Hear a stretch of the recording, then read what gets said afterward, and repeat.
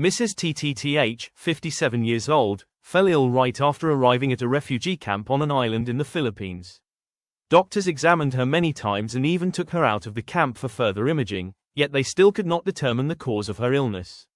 Her symptoms were very strange. She refused to eat or drink and did not sleep for over a month, yet her physical strength remained unaffected.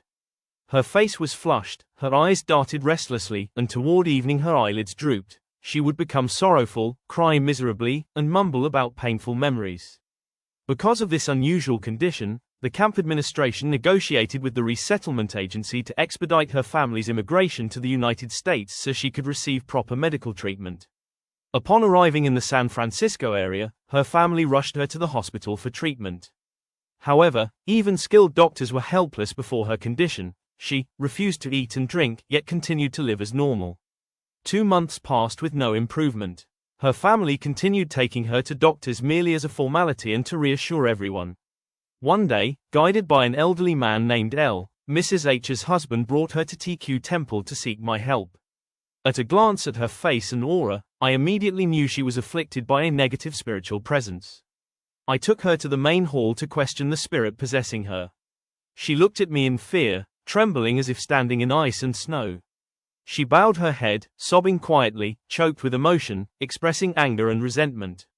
No matter how much I questioned, the possessing spirit refused to reveal any identity.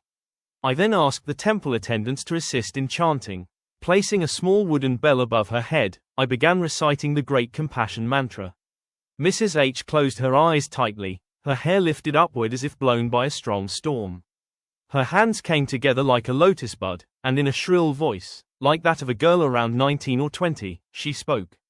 The girl's voice said she had died at sea along with her mother and many others when their boat sank in a storm.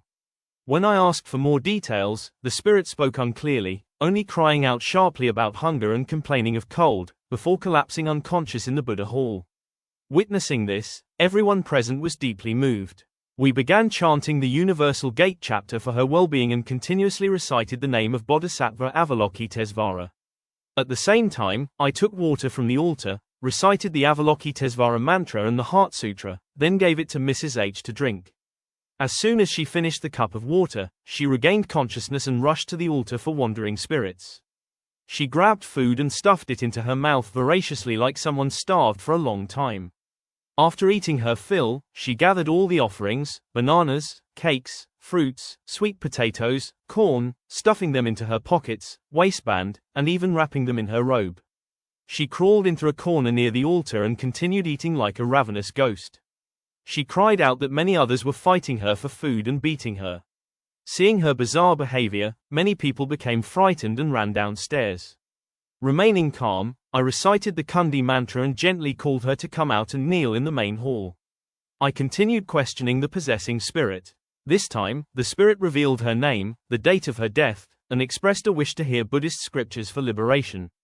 I immediately prepared a memorial tablet, asked those in the kitchen to cook vegetarian offerings, and that day I began chanting the Amitabha Sutra for her liberation. Nearly 100 monks, nuns, and lay Buddhists were present, as it was a repentance ceremony approaching the Ulambana festival on the 15th day of the 7th lunar month. After chanting the Amitabha Sutra and reciting the Buddha's name, at the moment of taking refuge for the spirit, Mrs. H collapsed unconscious.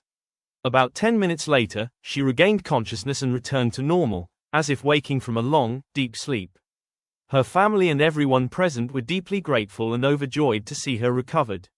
I instructed them to prepare plain porridge for her, since she had fasted for so long, and to let her rest. That very evening, Mrs. H asked to go home, saying she felt completely well. The next morning, she and her family returned to the temple to give thanks and to formally take refuge. Witnessing the departure of the spirit of the young Vietnamese girl who had died at sea from Mrs. H's body, and the memorial rite performed at TQ Temple, Elder TH composed the following verse. The Buddha's Dharma is wondrous, relieving human suffering. Avalokitesvara responds with compassion, profound are the vows and practices.